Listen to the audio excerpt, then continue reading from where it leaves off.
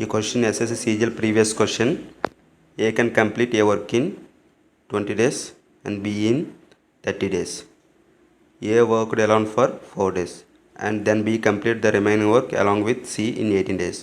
In how many days can C working alone complete the work?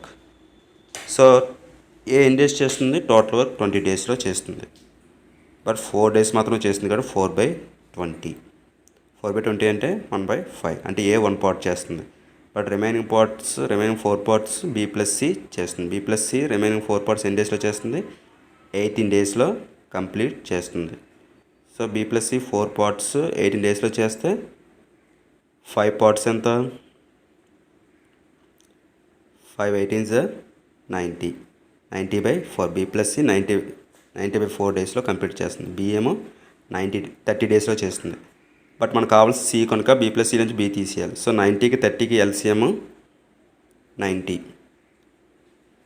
90 table 1 time పోతుంది. But కింద డినామినేటర్లో 4 ఉంది కాబట్టి 4 1 4.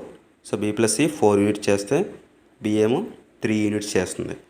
సో మనకు C కావాలి కాబట్టి 4లో 3 తీసేస్తే 1. సో 90/1 90. So answer is 90. లేదా ఆప్షన్లో 30కి 90కి క్యాన్సల్ అయిన నెంబర్ ఏంటి? 90. So answer is 90. Thank you friends.